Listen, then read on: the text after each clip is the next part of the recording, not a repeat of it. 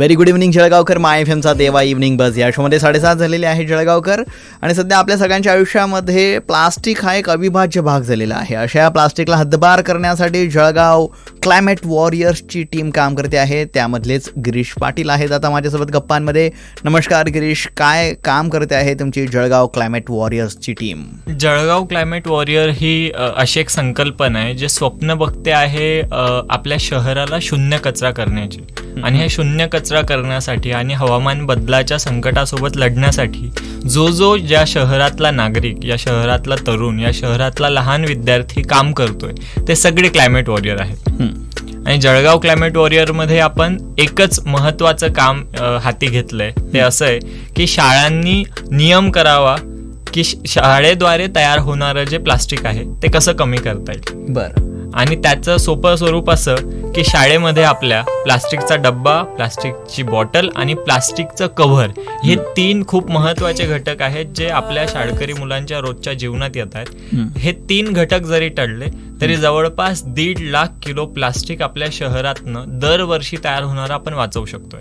क्या बात आहे. मग याच्यामध्ये तुम्हाला शाळेकडून काय अपेक्षा आहेत? आम्ही शाळांना हीच विनंती करतोय की रोज एकाच उद्देशाने सगळ्यात जास्त एकत्र येणारी जर एखादी लोकसंख्या असेल तर ती कोणत्या जगातल्या एकाच ठिकाणी येते, ती म्हणजे शाळा.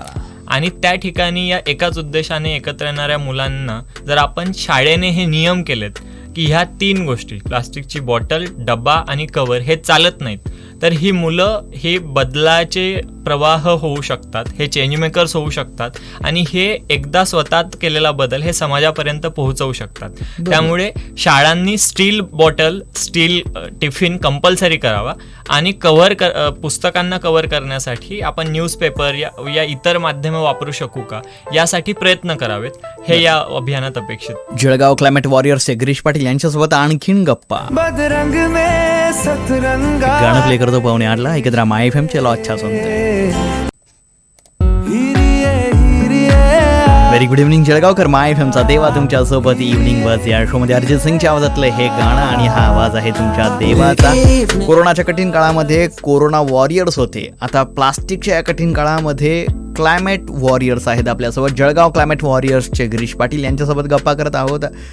पालकांना तुम्ही काय आव्हान कराल गिरीश? पालकांना माझी एकच विनंती आहे की ज्या पर्यावरणीय संकटाबद्दल आपण चर्चा करतोय ते जरी एकीकडे सोडलं तरी रोजच्या प्लास्टिकच्या आपल्या जगण्याचा जो संबंध आहे त्यातनं अनेक आजार आपल्या मुलांना होत आहे. जवळपास 10 वर्ष आपली मुलं शाळेत जातात आणि 10 वर्ष ते प्लास्टिकच्या डब्यात खात आहे. याचा अर्थ या डब्यातनं चाइल्डहुड ओबेसिटी म्हणजे लहान मुलांमधला लठ्ठपणा, यात असलेले कार्सिनोजेनिक पदार्थ म्हणजे कॅन्सर होण्या इतपत भयंकर असे विषारी द्रव्य या प्लास्टिकमध्ये मिसळलेले असतात. अगदी फूड ग्रेड प्लास्टिक म्हणून काही प्रकार मार्केटमध्ये येतात, पण ते रिसायकल होताना मायक्रोप्लास्टिक होतात. तुम्हाला गंमत वाटेल की महाराष्ट्रामध्ये अनेक ठिकाणी असा अभ्यास झाला आणि त्यातनं असं लक्षात आलं की वर्षभर किती मायक्रोप्लास्टिक आपण शरीराच्या आत घेत असू तर साधारण एका क्रेडिट कार्डच्या साईजचं मायक्रोप्लास्टिक वेगवेगळ्या माध्यमातून, आपल्या आहारातनं, आपल्या श्वसनातनं आपण आपल्या शरीरात घेतोय.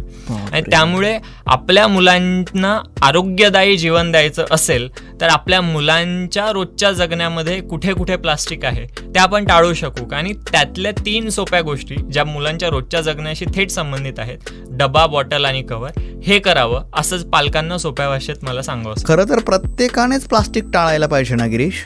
बघा, प्लास्टिक ही तसं पाहायला गेलं तर मानवाने तयार केलेली सगळ्यात सुंदर गोष्ट आहे. कारण फार सहजपणे आपल्याला जे हवं ते त्यातनं करता येतं. पण आपण त्याचा वापर कसा करून घेतो आहोत यावर खूप गोष्टी अवलंबून आहेत. म्हणजे फक्त स्वस्त मिळतंय म्हणून त्याला थेट आपल्या आहाराशी जोडून घेणं हे फार भयंकर आहे. आणि त्यामुळे शक्य तिथं टाळणं हा पहिला भाग म्हणजे रिफ्यूज करणं. आणि जिथं रिफ्यूज करणं शक्य नाहीये तिथं ऍटलिस्ट आपण रिसायकल करू शकू का, इथपर्यंत जरी गेलो तरी खूप मोठं पाऊल आपण उचलू शकू. आपल्या शहरामध्ये अनेक ठिकाणी रिसायकलिंगसाठीचेही प्रयत्न होत आहेत. पण रिसायकलिंगच्या आधीच आपण जे टाळू शकू तेवढं टाळलं म्हणजे आता आपल्याकडे जेव्हा गॅदरिंग्स होतात त्या गॅदरिंगमध्ये कटलरी वापरताना जर आपण स्टीलच्या प्लेट्स वापरू शकत असू, आपल्याकडे जेव्हा पाण्याचा ग्लास दिला जातो तर तो ग्लास कदाचित पेपर ग्लास असेल किंवा म्हणजे चहा पितो आपण बाहेर खरं तर. सो चहा पितानाही गमतीने म्हणतो ते सगळं की त्यात पेपर आहे वगैरे, पण त्याला प्लास्टिकचं आवरण आहेच. आणि उलट ते गरम प्लास्टिकच्या आवरणातली चहा पिऊन आपण स्वतःच्या आरोग्याला धोका निर्माण का. चुराने. अरिजित सिंगच्या आवाजातलं गाणं प्ले करतो आहे. मग आणखीन गप्पा करूया गिरीश यांच्यासोबत. ऐकत राहा माय FM. प्लास्टिक अब तो छोडो चलो अच्छा सुनते हैं. नमस्कार जळगावकर, माय FMचा देवा तुमच्यासोबत इव्हनिंग बस या शोमध्ये जळगाव क्लायमेट वॉरियर्सचे गिरीश पाटील यांच्यासोबत गप्पा करत आहोत. गिरीश, तुमच्या या प्लास्टिक विरोधी मोहिमेमध्ये तुमच्यासोबत कोण कोण आहे, कशी आहे तुमची ही मोहीम? जळगाव क्लायमेट वॉरियर हे जळगाव शहर महानगरपालिका, योगी म्हणजेच youth organisation for green India आणि आपण फाउंडेशन या 3 संस्थांचा संयुक्त प्रयत्न आहे. पण हे इतकंच मर्यादित न ठेवता शहरातल्या सर्व शाळा, शहरातले सर्व पालक, शहरातले सर्व मुलं यांना आम्ही आवाहन करतो की त्यांच्या कृतीद्वारे ते यात सहभागी होतील. त्यांनी केलेल्या त्यांच्या जगण्याच्या चॉईसेस त्यांना क्लायमेट वॉरियर बनवतात.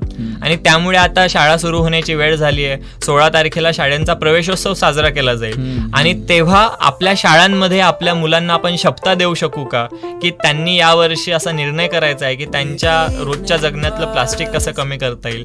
पालक असे निर्णय घेऊ शकतील का की खरेदी करताना, मार्केटमध्ये जाताना ते स्टीलच्या डब्याचा आग्रह करतील, स्टीलच्या बॉटलसाठी आग्रह करतील आणि हे समजावून सांगतील पूर्ण समाजातल्या सर्व घटकांना की जे अशा स्वरूपाचे निर्णय त्यांच्या जगण्यात घेत आहेत. त्यामुळे हा निर्णय फक्त पालकांचा आणि विद्यार्थ्यांपुरता मर्यादित नाहीये, तर जळगावातल्या सर्व सजग नागरिकांना हे आवाहन आहे की याद्वारे आता ही मोहिमेची सुरुवात आहे. याच्या पुढच्या टप्प्यांमध्ये कदाचित आपण कार्यालयांपर्यंत जाऊ, आस्थापनांपर्यंत जाऊ आणि वेगवेगळ्या माध्यमातून जिथे जिथे प्लास्टिक टाळता येण्याची जागा आहे तिथं रिफ्यूज या एका प्रिन्सिपलवर काम करू.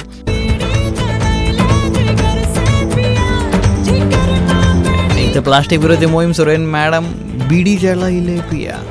अरे सुधरा, ऐकत राहा माय FM. चलो अच्छा सुन.